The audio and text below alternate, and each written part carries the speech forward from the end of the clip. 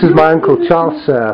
This has got a microphone, so it actually records. And this is my Uncle Charles, and really, really happy to be here. It's been a lot of years, and you're looking great. And I'm just now going to pan down to my Auntie Val, and this is my extended family. And I sure am hoping that I can have an opportunity to spend a lot of time with you guys and talk with you and spend time with you and just get to know about your lives. And I'm happy to share my life with you. I hope you give me the opportunity to be with you and spend a lot of time together and just enjoy one another.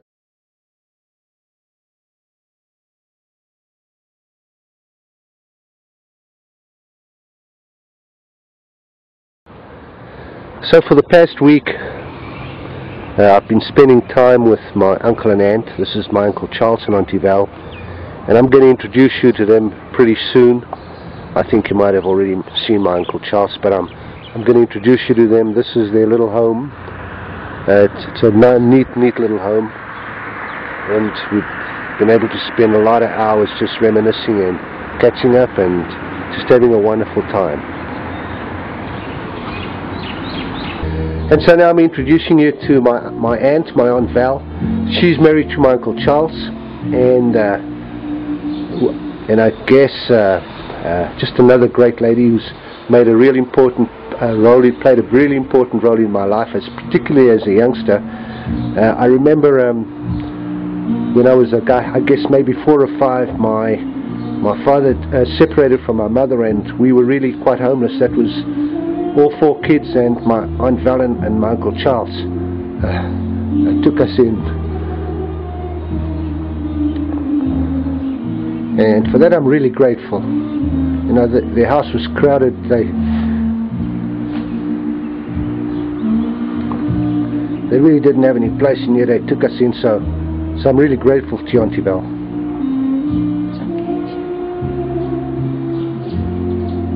Would you like to send a message to my daughters and to my family? What shall I say? Say anything.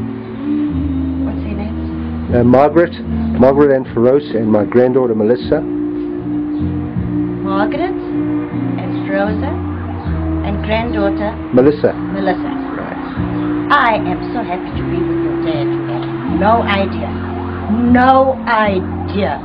We've just relived our time that we spent together. And today he's made me a happy woman. I can die in peace because I did see you again. And maybe one day we will meet up. I'd love to see both of you. Okay? Bye. That's a beautiful message. Thank you.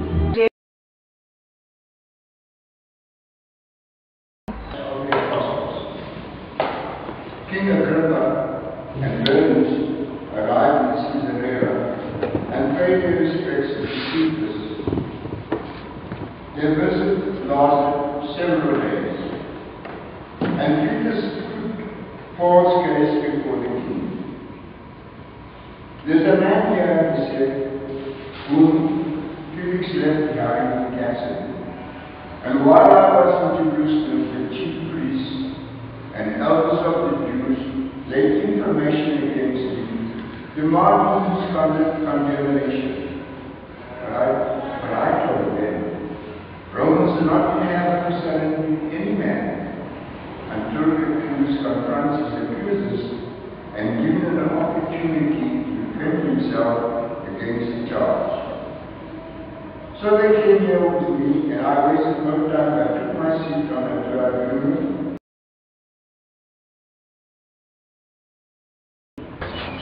Now, I'm going to introduce you again to my Uncle Charles. This is my mum's younger brother. Uncle Charles is 84, and I've been living at his house for the past few days. And I'm just going to tell you a little bit about him as far as I can, to the best of my knowledge. My Uncle Charles has been a long life member of the church, and in fact received the Benemerenti Medal from the Pope for his service. He's a member of St. Vincent's de Paul Society and runs a home for the seniors just down the road. He's just a neat guy, And I just want to, again, I told my Auntie Belle the other day that when I was a little kid, we were about 5, we were thrown out of our home, or evicted. My father had left, and my Uncle Charles and my Auntie Belle, without any hesitation, and I know they had a whole gang in their own home, they had a small home, they took my mother and all of us into the home and offered us a shelter, and I've been for 40, 50 years and 60 years almost, I've been wanting to tell you just how grateful I am for that kind act, and you know and I know that God will bless you abundantly for that wonderful act of kindness. Unfortunately, we went into the home and our paths moved off in different directions, and so our lives have been different, but you've always been a real special guy and one of my most favorite people. So Uncle Charles, if you don't mind, maybe just tell my family back in Canada a little bit about yourself, about your life, and you just go ahead, take as long as you like and as short as you like. I have been a very staunch Catholic all my life. I've loved the church and I love the people I serve down in the old age home. I'm a member of the Society of St. Vincent de Paul. I was, in 1960, I had the Benemerenti given to me by Father Bishop Boyle, who then was Bishop of Johannesburg.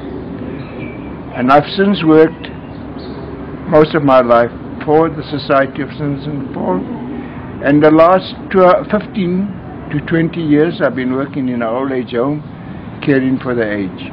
Some of them are even younger than me, but that's not the point. I love working for them. I love doing things for people.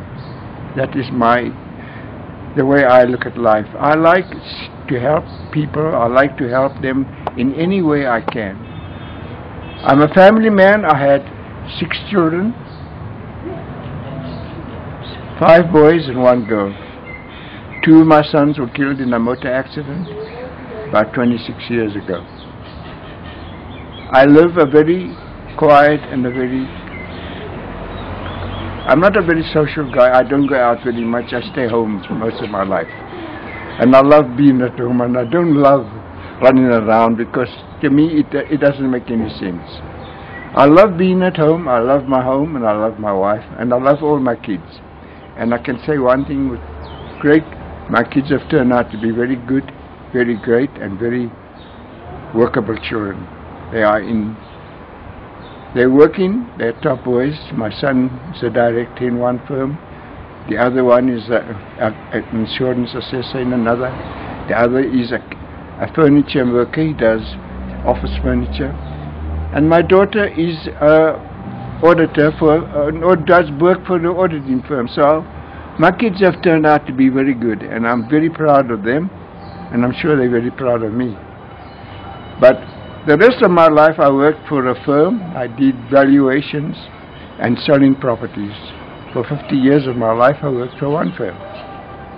And of course it was during the time when things were not so good, when things were a bit tough. But I managed with the help of God. And I've always said this, and I always will say it. I can do nothing without God. With Him, everything is possible. I loved Errol. I loved my sister very much. She was the only sister I had, and I loved her very much. And no way would I have seen her stay in the street. Under no circumstances would I have done that. Of course, we grew up together in a very tight family, in a very loving family. My mother was a station master, but because she had no husband, he had run away and left her also. She was a very wonderful, a very loving, and a very understanding mother. And my sister Marge, who looked after us when we were small, and when we grew up, I loved her very much because we were very close to one another, all of us. And I had a brother who served in the British Navy, and he is in England, David. Haven't seen him for many moons. But my sister When she got into problems and difficulties, I couldn't see her staying in the street. I took her in because I loved her and she was part of me, and I couldn't do it. And that's Errol's mum I'm talking about. A very nice and a very wonderful sister for me. And I think she was a very beautiful and a wonderful woman, because she took all the nonsense and all the problems and all the difficulties. She always took it with a little smile. And all I can say is I'm very, very happy. As a matter of fact, I'm ecstatic to have Errol here with me.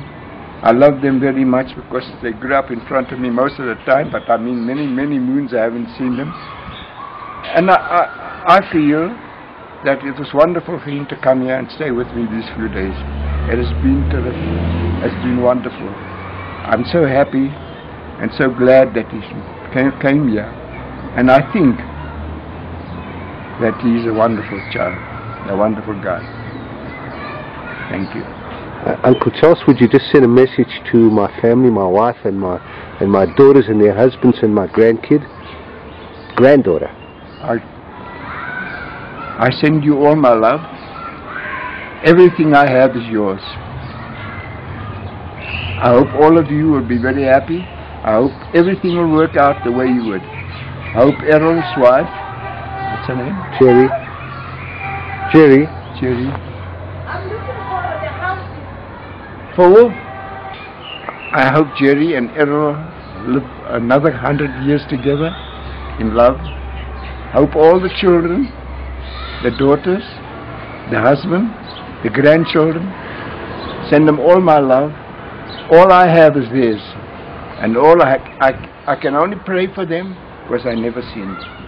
And I only can say to them, you have a wonderful father, you have a wonderful mother. It's up to you. And I send you everything I have, all my love and all my good wishes, that everything may work out the way you've come. God bless you all. Thank you. Thanks.